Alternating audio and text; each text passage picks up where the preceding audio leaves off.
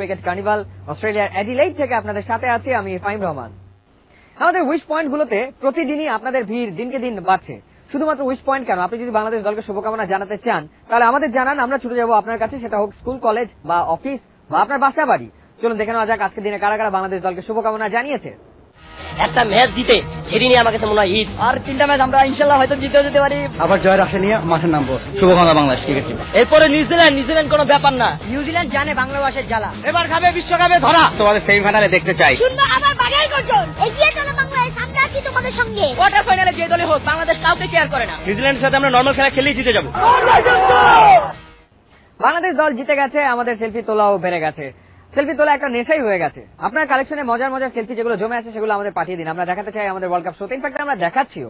চলুন দেখে নেওয়া যাক আজকের দিনে কারা কারা আমাদের মজার মজার সব সেলফি পাঠিয়েছে।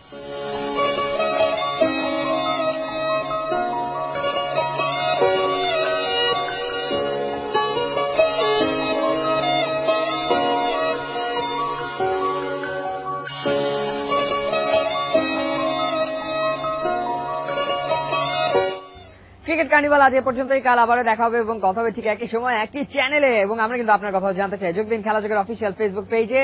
খেলা দেখুন, খেলায় থাকুন, চোখ রাখুন 71।